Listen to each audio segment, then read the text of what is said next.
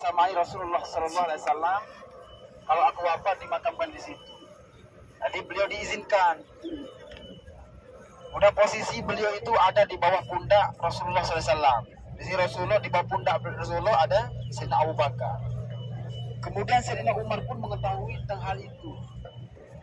Dan beliau meminta juga anaknya Abdullah, mintakan saya kepada Siti Aisyah, supaya nanti kalau saya meninggal dunia dimakamkan juga bersama Rasulullah dan sahabatnya Sayyidina Umar. Dan beliau diizinkan. Kemudian beliau posisinya di bawah pundak Sayyidina Abu Bakar As-Siddiq. Jadi kalau kita ziarah di situ, kita ziarahi tiga. Kita ziarah Rasulullah, Sayyidina Abu Bakar dan Sayyidina Umar. Kemudian Sayyidina Utsman bin Affan. Sayyidina Utsman bin Affan ini ditawari kalau beliau tak mau sama sekali. Saya nggak mau dimakamkan di dalam bersama Rasulullah dan dua sahabatnya karena kekhawatiran beliau kalau saya dimakamkan di situ, khawatir saya orang-orang setelah kita ini menganggap wajib bagi seorang khalifah itu dikumpulkan bersama Rasulullah. Maka beliau memilih dimakamkan di pemakaman Baqi. Di pemakaman Baqi ini semua istri Nabi, anak Nabi di sini semuanya. Kecuali dua orang, Sayyidah Khadijah dan Siti Maimunah. Sayyidah Khadijah dimakamkan di Mekah, di Makkah sana. Kalau Siti Maimunah dimakamkan di Saraya. Beliau dimakamkan di situ, ada di tengah jalan, diimpit dengan dua jalan. Sendirian beliau di sana. Siti Maimunah. Nah, di pemakaman Baqi, Sayyidina Utsman dimakamkan, dan ini beliau dimakamkan di situ. Rasulullah SAW pun ketika datang bermalam di rumah Siti Aisyah, beliau selalu untuk memilih supaya berkesempatan ziarah ke pemakaman Baqi. Betul Bapak?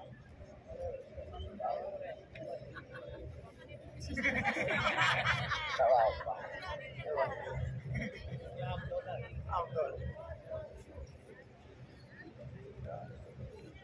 Nah, jadi Rasulullah SAW sering Bapak Ibu untuk ziarah ke Baqi. Dari ziarah beliau itu selalu memberi salam kepada Ahlul Baqi. Dan salam yang beliau sampaikan juga sering disebutkan bahwa beliau mengatakan, coba kita bareng-bareng bersama-sama. Bismillahirrahmanirrahim. Assalamualaikum daru qaumil mu'minin wa atakum ma tu'adun wa dan mu'ajjalun wa insyaallahu bikum lahikun.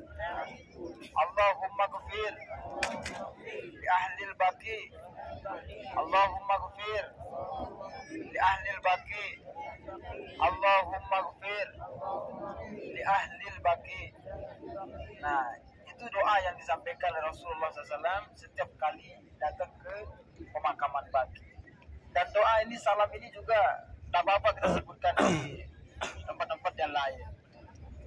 Bisa kita mintakan ampun, maaf kepada orang yang ada di dalam pemakaman. Jadi salah satunya juga kita akan diampuni dosa-dosa kita. Memang salah satu tujuan di sini kan untuk minta ampun kepada Allah, seperti itu Bapak Ibu sekalian. Jadi orang-orang Baqi ini siapa yang enggak siapa orang di sini yang tidak dianggap mulia? Semua dari sisi keluarga Nabi, istri, anak dan sahabat-sahabat beliau, semuanya dimakamkan di sini. Nah, kita sebagai umatnya katanya harus meminta ampun sebagaimana mereka juga minta ampun. Karena tujuan kita datang ke sini juga untuk minta ampun kepada Allah.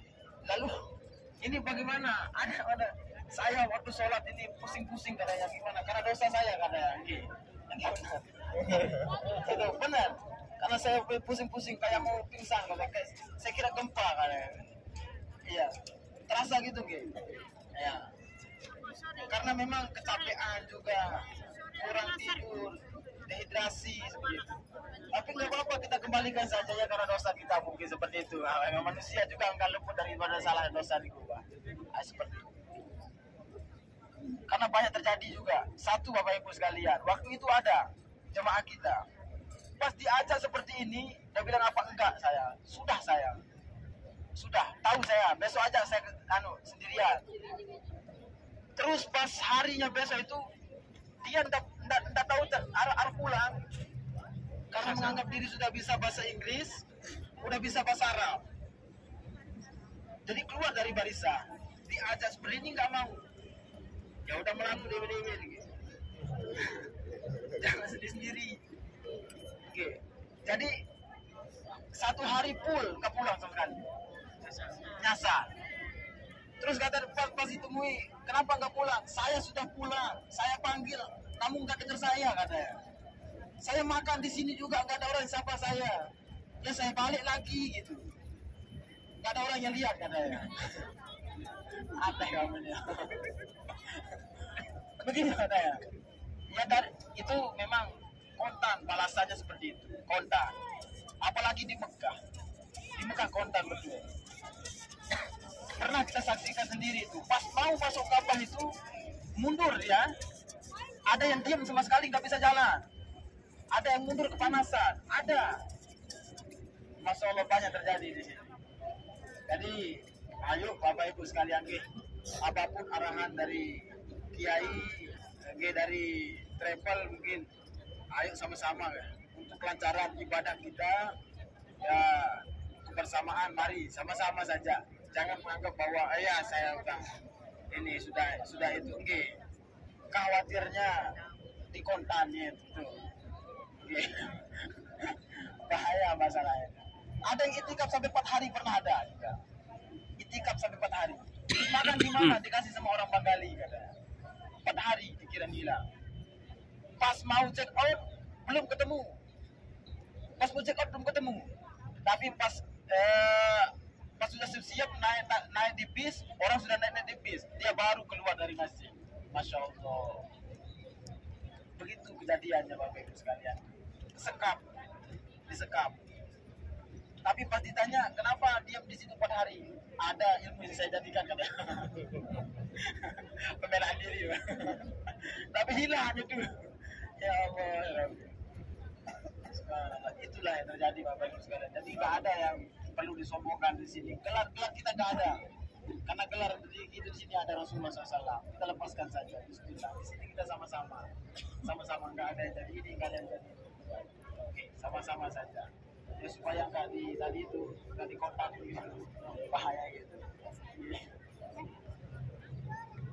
Apa gitu?